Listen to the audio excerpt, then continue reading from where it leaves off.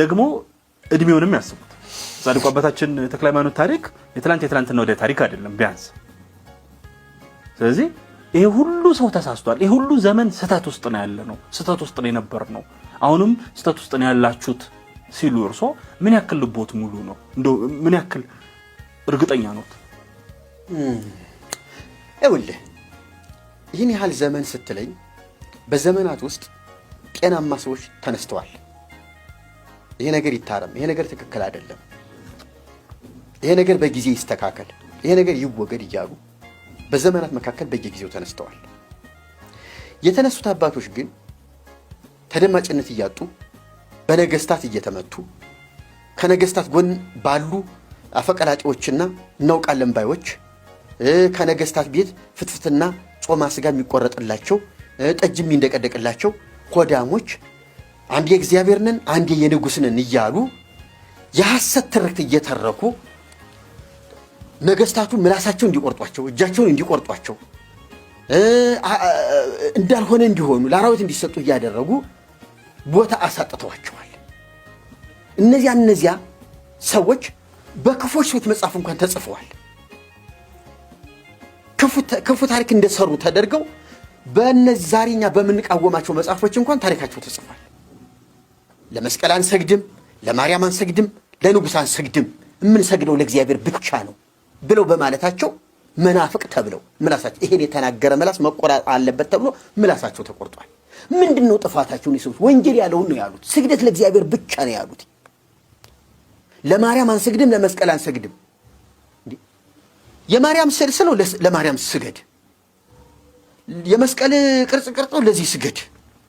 ከዚህ በፊት ሆኖ የማውቅ አፄ ዘርዓ ያዕቆብ ከዚያ በፊት ያልሆነ ነገር አድርጎ ነው አዲስ እንግዳ ትምህርት በቤተ ክርስቲያን ውስጥ አስገብቶ ምን ችግር አለብን እናደርገው። እንዲሁም ለነዚህ ለሁለቱ ለመስቀልና ለማርያም ለሁለቱ ፍጥረቶች የፈጣሪ ክብር ይገባቸዋል ብሎ ፈጣሪ የሰጣቸው አይደለም። ተው ለእሉ ክሌቱ ፍጡራን ስብሐተ ፈጣሪ ይደልወሙ፣ ለነዚህ ለሁለቱ ፍጥረቶች የፈጣሪ ክብር ይገባቸዋል ነው። ፈጣሪ የሰጣቸው ክብር ፈጣሪ ያከበረበት። አንተ እያሻሻልከው ነው ድርሰቱን ነው መቀበል ወይስ አንተ ዛሬ ያሻሻልክልኝ?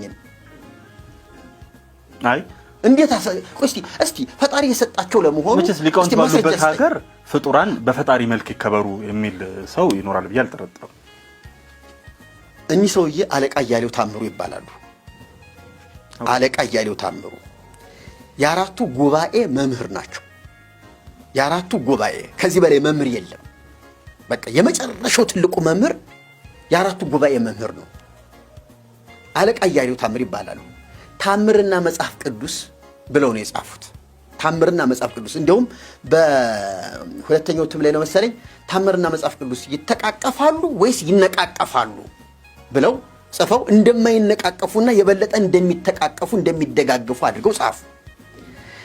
እኔ እዚህ መጽሐፍ ውስጥ አልገባም፣ ግን ከፎቶአቸው በታች ላይ ያስቀመጧትን ጽሑፍ ላንብብልህ።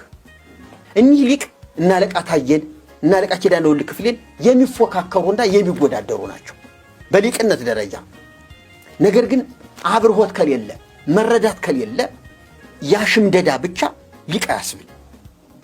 የበራላቸው እና አለቃ ታየ ትክክል አይደለም፣ ያካሄድ ትክክል አይደለም ብለው ሞግተዋል። እና አለቃ ኪዳነ ወልድ ክፍሌ ይሄ በፍጹም ስህተት ነው ብለዋል። እነ ወዳጄ ልቤ የሚል መጽሐፍ አይተሃል? ብላቴን ጌታ ሩይ ወዳጄ ልቤን አይተው ከሆነ ምስራቅ፣ ምዕራብ፣ ሰሜን፣ ደቡብ እያሉ ነው የሚተርኩት። እዚያ መጽሐፍ ላይ ምስራቅ የሚሉት መጽሐፍ ቅዱስን ነው። ምዕራብ የሚሉት ብሉይ ኪዳንን ነው። ሰሜን የሚሉት መጻሕፍተ ሊቃውንትን ነው። ደቡብ የሚሉት ደግሞ አዋልድ መጻሕፍትን ነው። ስለዚህ ምን ይላሉ? ወደ ምዕራብ ሄድኩ ይላሉ። ብሉይ ኪዳን መጽሐፍ አነበብሁ ማለታቸው ነው። ነገር ግን የብሉይ ኪዳን ሰዎች ወሬ ያበዛሉ። እነዚህ የምዕራብ ሀገር ሰዎች ወሬ ያበዛሉ። እውነታቸው ነው። ብሉይ ኪዳን እንግዲህ አብዛኛው ወሬ ነው። ወሬ ያበዛሉና ያሰለቻል ወሬያቸው። ምን ማለት ነው? ብሉይ ኪዳን አብዛኛው ወሬ ነው ማለት ማለት ታሪክ ነው። እና አብርሃምን ታሪክ ጨርሰ፣ ይስሐቅን ታሪክ ጨርሰ፣ ያዕቆብን ጨርሰ፣ ምን እንዳለ ታሪክ ነው በሙሉ። እና ወሬ ያበዛሉ።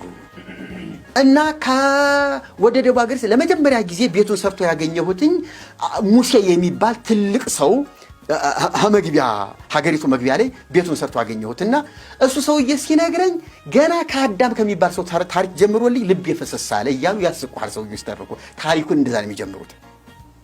ከዚያ ተነሳሁና ተሰናብቼ ወደ ሰሜን ሀገር ሄድሁ አሉ።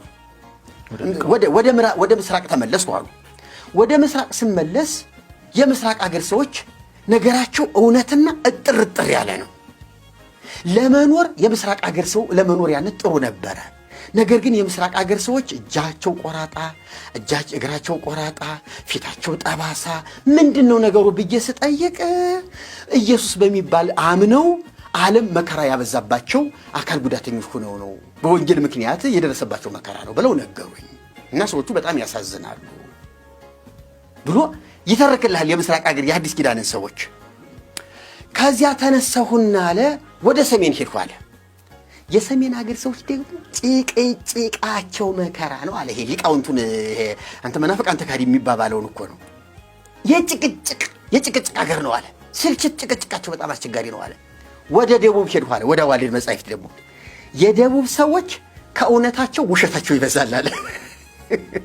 እንግዲህ ተመልከት፣ እንግዲህ ብላቴን ጌታ ኅሩይ ማለት ዋዜማን የጻፈ ወዳጄ ልቤን የጻፈ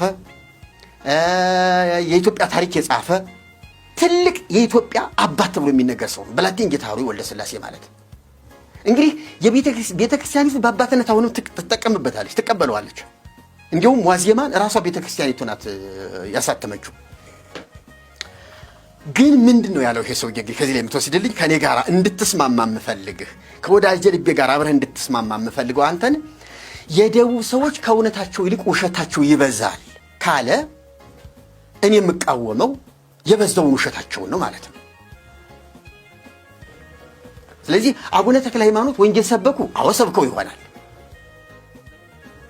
ጦርነቱን ሲሆን ተዋግተዋል፣ እግራቸው ተቆርጧል ይላሉ። ጦርነት ገቡ። ወንጌልን ሲሆን ግን ሰብከው ይሆናል ነው አይደለም። ይኸውልህ ጦርነት ውስጥ መግባታቸው በራሱ ወንጀል ነው።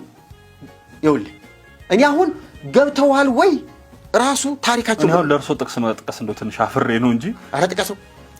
እነ ሙሴ ጦርነት አላዋጉም እንዴ? እነ ኢያሱ ጦርነት ውስጥ የሉም እንዴ? እነ ሳሙኤል ጦርነት ላይ የሉም እንዴ? አዎ የሉም አለ። ታዲያ ለምንድን ነው ለእስራኤላውያን ነቢያት የሰራ ለኢትዮጵያውያን ሐዋርያት የማይሰራው? በብሉይ ኪዳን ሕግ እንኑር፣ በብሉይ ኪዳን ሕግ እንመራ ካልህ ቆይ አሁን በቃ እንጂ አሁን እዚህ ላይ አላሳልፈህም። በብሉይ ኪዳን ሕግ እንሂድ ካልህ፣ የብሉይ ኪዳንን አኗኗር እንኑር ካልህ፣ እነሱን እንምሰል ካልህ ሕጎችን አካሄዶችን በሙሉ መጠቀም አለብን። ትጠቀማለህ። ያንን ስንጠቀም ደግሞ ወንጌልን በግማሽ እንሽራለን። ጠላትክን ወዳችን ውደድ፣ ጠላትክን ጥላ። ለቀደሙት ሰዎች እንደዚህ እንደተባለ ሰምታችኋል አለ ኢየሱስ። ወዳችን ውደድ፣ ጠላትክን ጥላ እንደተባለ ሰምታችኋል። እኔ ግን እላችኋለሁ ጠላቶቻችሁን ፈጽማችሁ ውደዱ። ሙሴ ከግብፅ ወጥቶ ወደ ከነዓን ሲገባ መንገድ ተዘግቶበት ማለፊያ አጥቶ እባካችሁን እንዲሁ ከዘራችሁ ከእህላችሁ አንዲት ፍሬ አንነካ አሳልፉን ብሎ ቢል አናሳልፍም ሲሉት እነ ሞዓብ አማራጭ አልነበረውም። እግዚአብሔር መዋጋት ነበረበት። የመዋጋት ሱስ እነሱን ማጥፋት ፈልጎ አይደለም። እግዚአብሔር አናሳልፍም ያሉ መንገድ የዘቡት ነበሩ። አዎ በብሉይ ኪዳን እግዚአብሔር ያንን አድርጓል። የብሉይ ኪዳን ሕግ ነው። በቃ እንደ ብሉይ ኪዳን ሕግ እንቀበለዋለን። እነ ሙሴ እነ ዳዊት ከባድ የሆነ ስህተት ፈጽመዋል። የዝሙት ሥራ ሰርተዋል። እነ ሰሎሞን እንደዛ አድርገዋልና ዛሬ እኛ ነገስታቶች እንደዚህ ብናደርግ አይፈቀድም። ሐዲስ ኪዳኑ ጦርነቱን እኮ እግዚአብሔር ተዋጉ ብሏቸው ነው የተዋጉት። ሐዲስ ኪዳን ግን እግዚአብሔር ተዋጉ ለሚያሳድዷችሁ ጸልዩ ነው ያለን እንጂ ቤተክርስቲያናችን እኮ ብሉይን ከሐዲስ አስተባብራ ነው የምትጠቀም ያለችው። ብሉይ ኪዳንንና ሐዲስ ኪዳንን ስናስተባብር የምናስተባብርበት ልክና መስመር ሊኖረው ይገባል እንጂ በሙሉ ብሉይ ኪዳንን አምጥተህ ሐዲስ ኪዳን ውስጥ ከተህ ሲመችህ ወደ ብሉይ ኪዳን ሳይመችህ ደግሞ ወደ ሐዲስ ኪዳን እየሄድህ የምትያዝና የምትጨበጥ በቃ መያዣ መጨበጫ ያጣህ ሰው መሆን የለበትም።